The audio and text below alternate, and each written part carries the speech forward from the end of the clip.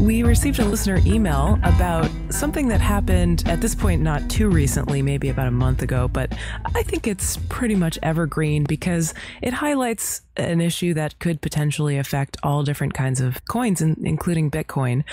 So this listener wrote in about a Terracoin attack that happened recently, and it's been referred to as a 51% attack and also as a Timewarp attack. Apparently what happened is somebody pointed some powerful source of hashing power at the Terracoin network.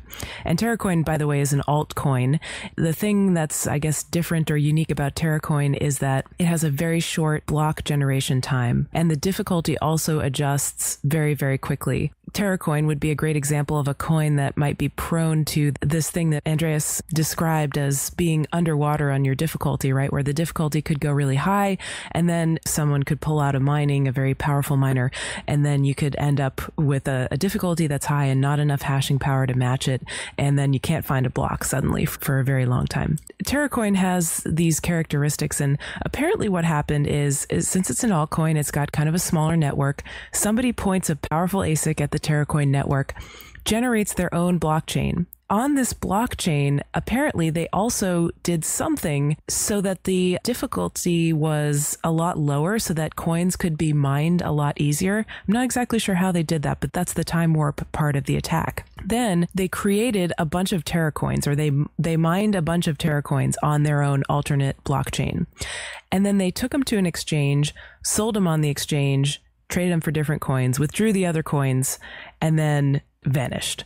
And so what they had was basically they mined all these Terracoins on an alternate Terracoin blockchain, sold them, and then disappeared. And since that wasn't the real blockchain, those coins never existed, but they got the coins that they exchanged them for. Does that make sense?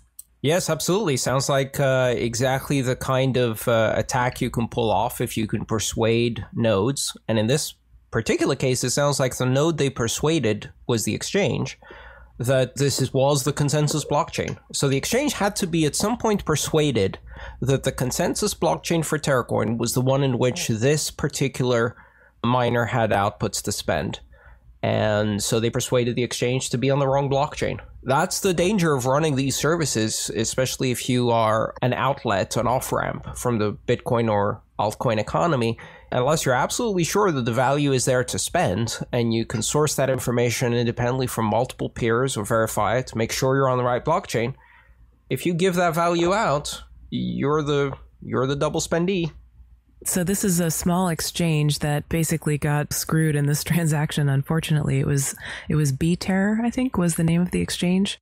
Do you think that this is obviously if a coin has more network hashing power on its network, the less likely an attack like this is to happen. And probably this is partly the fault of Terracoin being a small altcoin and a newer kind of coin, and also mining on SHA-256, where somebody can basically take current existing technology, which is like a powerful ASIC, and use it to take a lot of the Terracoin network power and do something malicious with it. But do you guys think other coins are vulnerable to this too? Like, could somebody do this with a script coin? Could somebody do this with Bitcoin? It would be a lot harder, but what can we learn from this lesson? For a point of reference, and this is a really interesting page that has been created by Jeff Garzik, who's one of the developers of Bitcoin. This is the Bitcoin Robustness Index, BRIX. And what Jeff has done here is built a site where you can see the estimated cost of a 51% attack against Bitcoin as of today. And so today, in order to do a 51% attack against Bitcoin, it would take $400 million. As a point of comparison, that is higher than the defense budgets of 92 countries. Yes, I love that because it compared it to the military spending of all these different countries. So 400 million is what it would take to even attempt to launch such an attack on Bitcoin. And then even if you were able to do that, you'd have to find an exchange that was persuaded that your blockchain was a valid blockchain and wasn't sufficiently well connected to notice that you were doing a 51% attack. You know, keep in mind, Terracoin Exchange at some point was getting either only one blockchain or it was getting multiple blockchains reported to it while connected to the Terracoin network. So, you know, there's a number of different ways these types of attacks occur, it's not just getting the hashing power. You also have to then persuade someone that you have the right blockchain. I'm trying to figure out how something like this can be avoided, because it sounds like this exchange didn't necessarily do anything wrong. It sounds like this is more something just having to do with essentially the network being taken over for a short amount of time as far as the exchange was concerned. So, I mean, do we know if they were not waiting for many confirmations, or did the confirmations just not matter? Because, I mean, this is a question, you know, people talk about Litecoin or altcoins that reduce the block time for confirmations and say that that makes it so that you have faster confirmations. But my understanding is that that isn't necessarily true. You do get faster confirmations, but the confirmations are less valuable. So let's first explain what a confirmation is, because I think there's a bit of misunderstanding around that. Please. There is no such thing as a message that says, hey, confirmed, you're confirmed. There's no confirmation message per se. What a confirmation is that another block has been mined on top of the one your transaction is in. It means you're buried under another block. That's one confirmation. If you've got two confirmations, it means your transaction is buried under 2 blocks, 3 blocks, 4 blocks, 5 blocks. If there's 6 blocks mined on top of your transactions, for someone to fake or double spend that, they would have had to be able to mine a 6-block fork.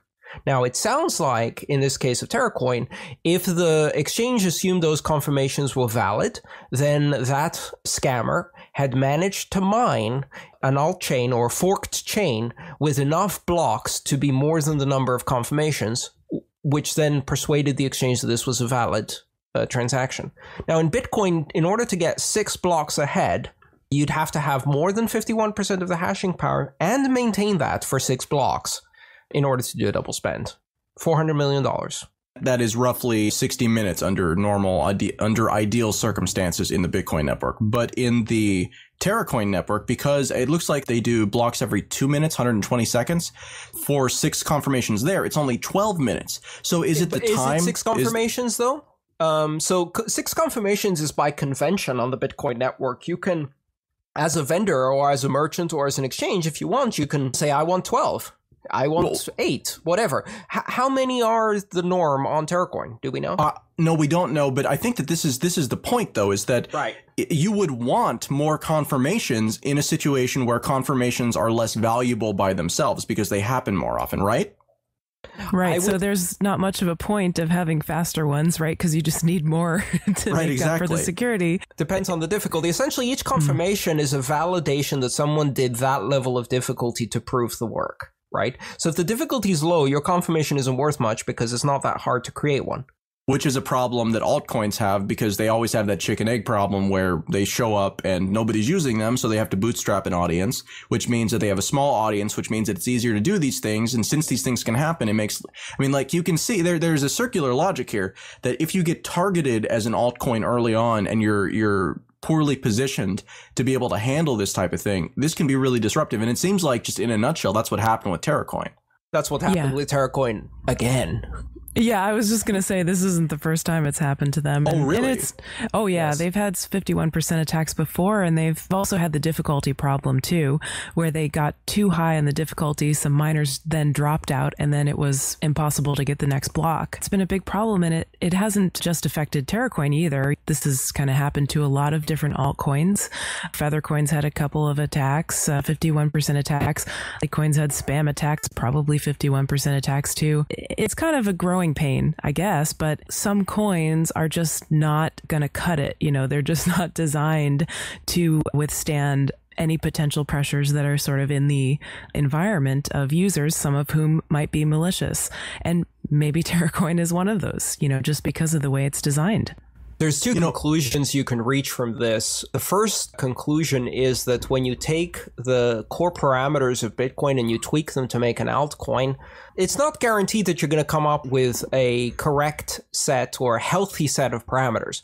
It certainly sounds like Terracoin has found itself in an area of parameters that causes difficulty whiplash, let's put it that way, or very big swings in difficulty, possibility 51% attack. So one conclusion is, Satoshi Nakamoto got these parameters more or less right on the first try. That's pretty impressive. And we've seen that because the other altcoins aren't doing much better in terms of the core parameters. The second conclusion I would draw from this is it's hard to boot a currency because in the early stages it's very, very vulnerable to malicious effects, which means that the network of Bitcoin and its resilience to altcoins is higher than we anticipated. It's going to be harder for competitors to jumpstart and bootstrap into this environment.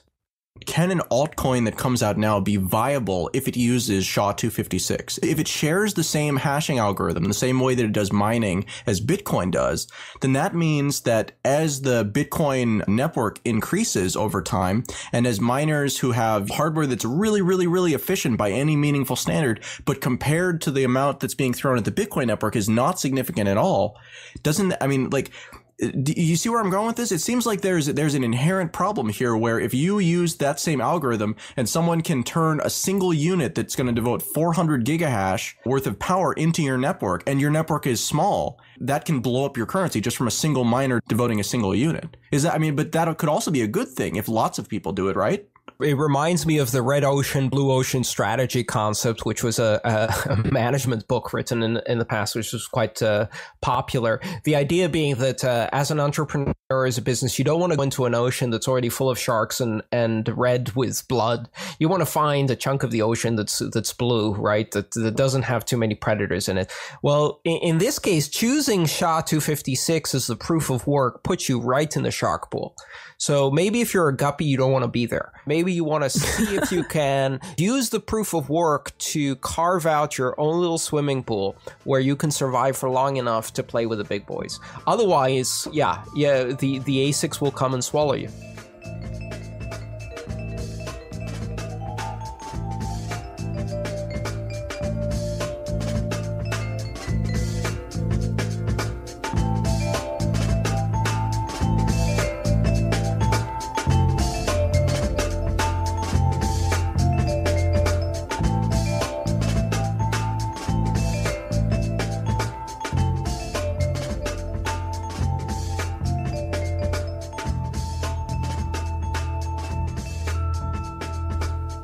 We talk a lot about altcoins, and we talk a lot about coins that basically take the Bitcoin protocol and fork it, making a couple of changes and going in their own direction with hopes that they'll catch traction based on the merits that they've introduced. This morning we're joined by J.R. Willett. He's developed a protocol, or I don't even know really what you'd call it. It's almost like a metacoin. It's not an altcoin in a conventional sense because it rides on top of the Bitcoin network, but it makes some things possible that are pretty interesting. So again, I'm really glad to be joined by JR this morning to tell us a little bit about what Mastercoin is and why it's something that should matter to us. Hey, Adam. Thanks for having me on your show. I love listening to your podcast. I think you're doing an awesome job.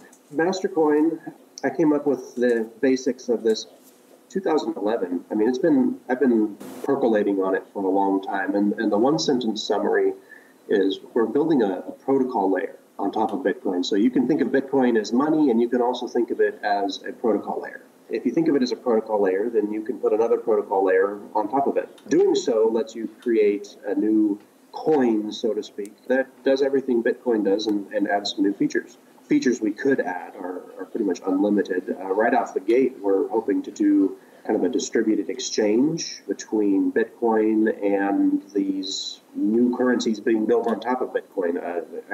I call the first layer Mastercoin, and then the idea is that people can build their own currencies on top of that without doing any programming.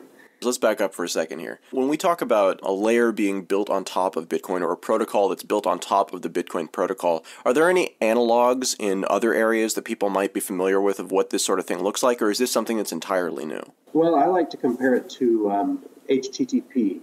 Anytime you type in a web address, it starts with HTTP. That's a protocol layer, and it runs on top of TCP/IP. Everybody listening to this podcast will know what an IP address is. TCP/IP is a protocol layer, and HTTP runs right on top of it and uses it to accomplish what it wants to do. But TCP/IP came first. I mean, this is important. Is that TCP/IP was an underlying technology that was neutral and that allowed for further protocol layers like HTTP to be added on top of it that make it more useful in different ways that maybe TCP/IP wasn't. Is that right? Exactly.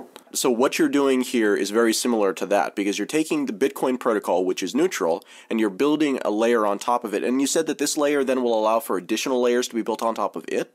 Yeah, that's the idea. I'm trying to, open the ecosystem up.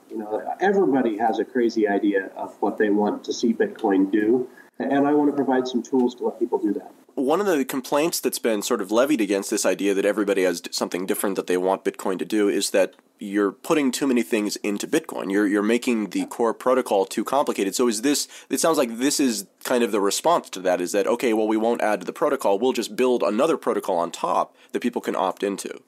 And that's exactly right. And it's important to keep the core Bitcoin protocol stable. You add some new feature to that and break it, and that's a very big deal. And Gavin does a fantastic job of being very conservative of what new features are being added to Bitcoin.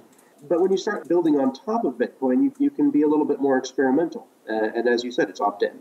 What is it that Mastercoin is adding? What are like the top 3 things, if there are 3 things and not just one thing, that Mastercoin is bringing to the table that are not possible with Bitcoin, but that are possible with this additional layer? Well, I mentioned the distributed exchange. To my knowledge, nobody's ever done a distributed exchange between 2 cryptocurrencies.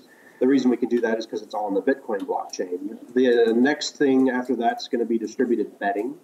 So basically, you'll be having, person A will be publishing some data into the blockchain at a very low rate. And I'm worried about blockchain bloat. That's probably the biggest criticism of this project, is that it adds a lot to the Bitcoin blockchain. But, so something like once a day, adding, the price of gold, for instance, to the Bitcoin blockchain. And then everybody in the world can bet on it using this protocol. So, I could bet that gold's going to go up. You could bet that gold is going to go down. And the whole protocol recognizes the winner of that bet. We don't have to go off to Bets of Bitcoin or, one of however many Bitcoin betting sites there are now. We can just use math and protocol and not have to trust a human being to hold our money. Now, we do have to trust the data source. If the data source gets compromised, then obviously our bet would go south. And so a data source in this context would be something like a RSS feed that would be essentially feeding data at a fixed rate into the blockchain, and then everybody else is basically just watching that, and the people who have bet one side and people who have bet the other side, really, even though they don't know each other, they've bet against each other as far as the blockchain is concerned, and so the blockchain just kind of works it out? Yeah, and everybody parsing Mastercoin transactions pays attention to those bets and pays attention to who wins, and then recognizes the winner as the owner of the coins that were at stake. So I'm really excited about that. I think it's going to be a big feature. I think the feature that I'm most excited about is user currencies which track external values. So, if we already have the price of gold being published into the blockchain, I have a scheme to set up user currencies which will track the value of gold. So, you could have a gold coin and own it and have it track the price of an ounce of gold. And there's a lot of argument about, how well that will work. I think it will, and we'll see. Well, the big question whenever we start talking about redeemable cryptocurrencies is, are they actually redeemable?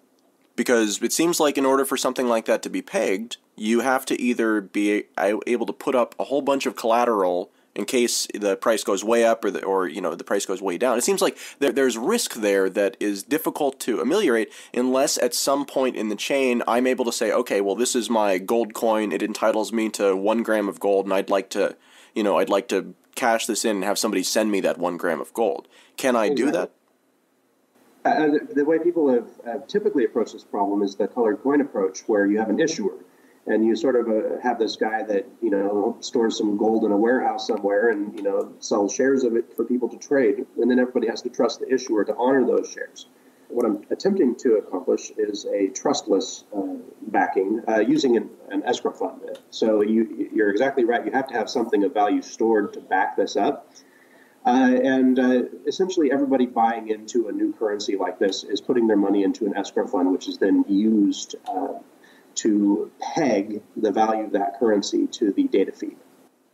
So does that work? There's an awful lot of argument about that. It's never been tried before, but I believe it will.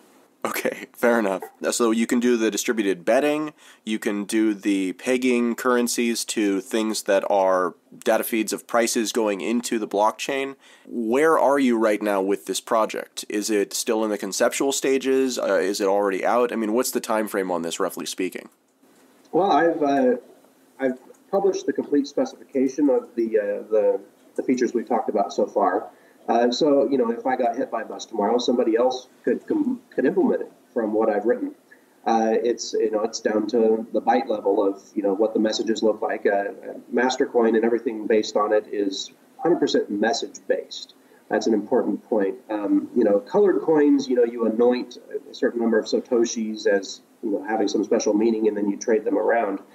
Mastercoins is different. Mastercoins is only messages. So if I want to send you Mastercoins, I have to publish a message in a certain format into the blockchain that says, I transfer 5 Mastercoins to, Adam's Bitcoin address, and I have to have the message in the right format. And if I do, everyone will recognize that transfer. But I can use any Bitcoins to publish that message. It doesn't matter which Bitcoins I use. I was under the impression that Bitcoin itself did not have a messaging protocol and that there was no real memo field, and that was something that users see locally. They have the ability to locally make labels or notes. So how are you putting information into the blockchain? That is a fantastic question. There are other people doing similar things, and what it essentially involves is destroying a small amount of Bitcoins in order to accomplish this.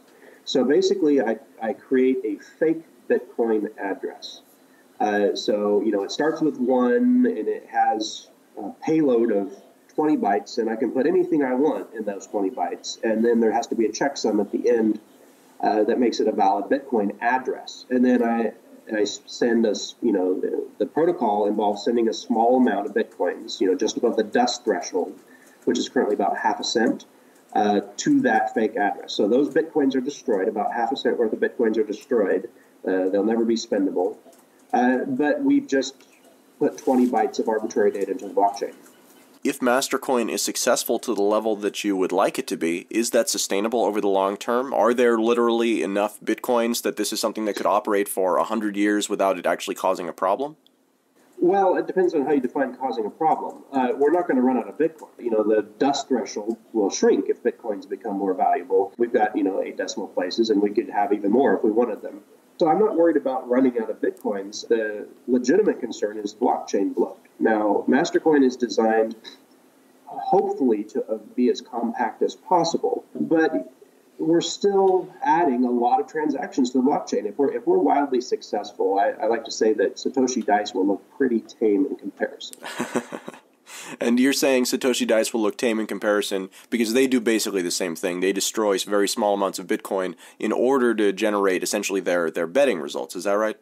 I don't know if they destroy any Bitcoins, but they get a lot of flack because they just have so many transactions. I see. Now, Mastercoin is essentially making Bitcoin more useful. If Bitcoin becomes more useful, there will be more transactions. If there's more transactions, the blockchain will get larger at an even faster rate, which will cause even greater migraines for all the Bitcoin developers, and they may cuss me. So that's kind of the bad side of this. I see. So now, one of the most common ways, and this is actually the primary way that I've seen, that people introduce new coins into existence is that they make them mineable. But that's actually not true with Mastercoin. Mastercoin has a different scheme.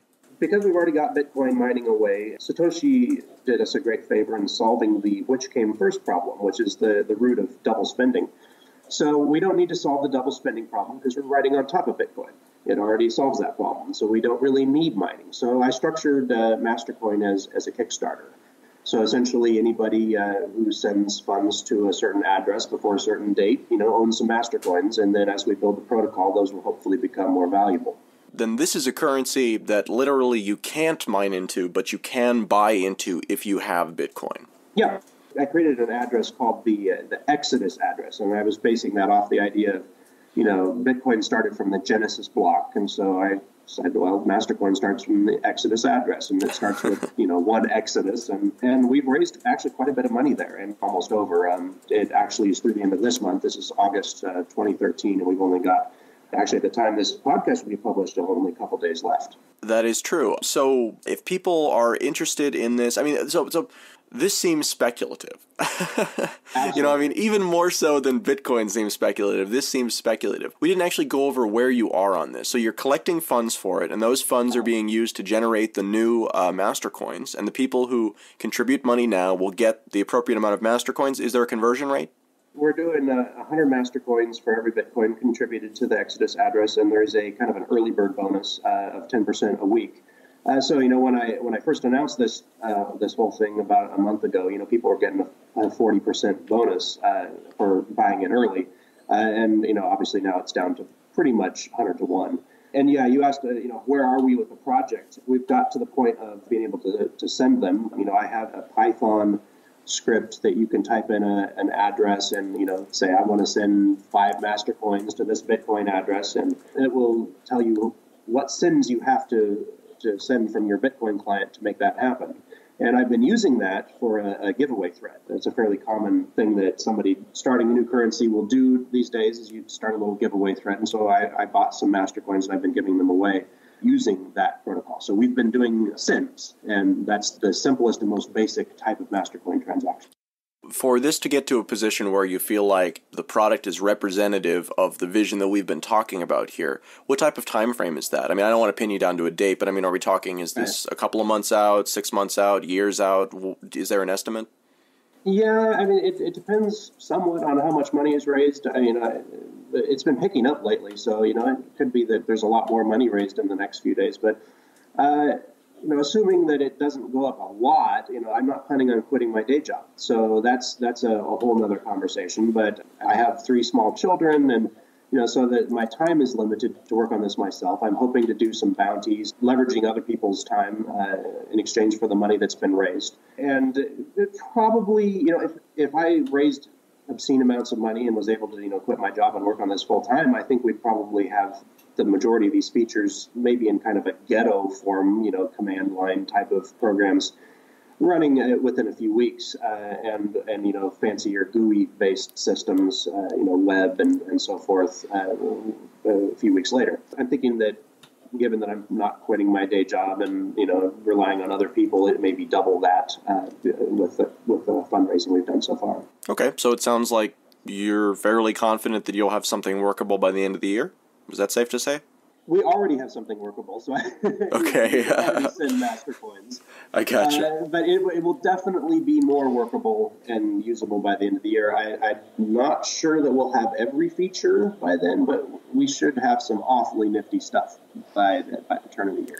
So now you mentioned that you weren't going to be quitting your job. Do you have a team that's going to be working on this, or is this a totally solo project right now? I know you mentioned bounties, but I mean as far as people who are going to be developing this as developers. It's me right now, and it's whoever I recruit through whatever bounties I'm able to put out. And there are some people who are very interested in this project and have been giving me a lot of help, which is awesome. JR, if somebody wants to either get involved with the project or learn more about it or possibly invest and get some Mastercoins for themselves, is there a website that they can go to, or are you guys just living on the Bitcoin forums these days?